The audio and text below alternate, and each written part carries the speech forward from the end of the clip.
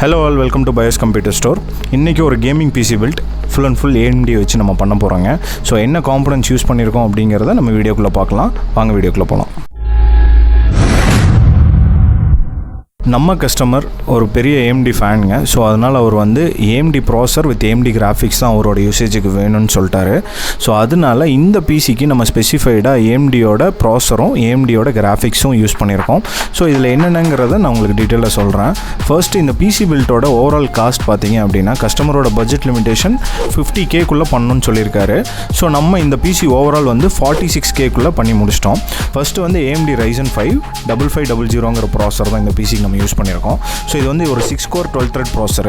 இதோட clock speed வந்து base clock பார்த்தீங்க அப்படின்னா 3.62 மேக்ஸ் வந்து அப் டு 4.2 GHz வரலாம் இருக்குங்க. ஸோ இந்த ப்ராசரில் வந்து நிறைய பேர் வந்து கேட்குறது என்னென்னா RYZEN 5ல் வந்து 2 செட் ஆஃப் வேரியேஷன்ஸ் இருக்குது, 5500 இருக்குது, 5600 இருக்குது அப்படிங்கிற மாதிரி கேட்குறீங்க.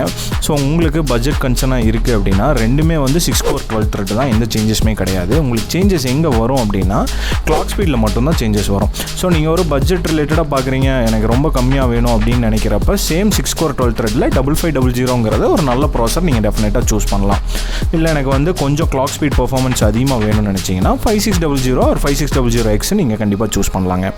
இந்த பிசி பில்டில் நம்ம யூஸ் பண்ணக்கூடிய மதர்போர்ட் பார்த்தீங்க அப்படின்னா MSIயில் B450M PRO VDH MAX.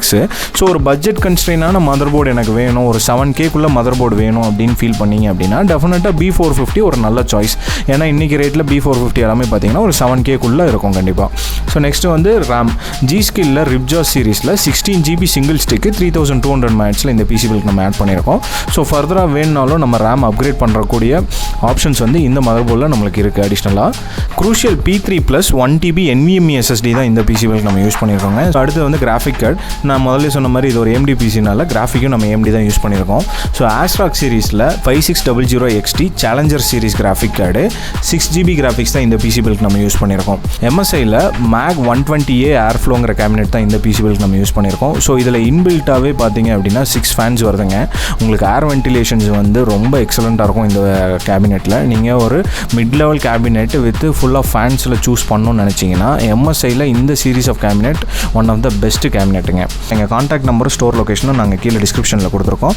உங்களோட பிசி நீடு இருந்ததுன்னா கண்டிப்பாக BYOS கான்டாக்ட் பண்ணுங்கள். இந்த மாதிரி மீண்டும் ஒரு வீடியோவில் மீட் பண்ணுவோம். Until then, bye.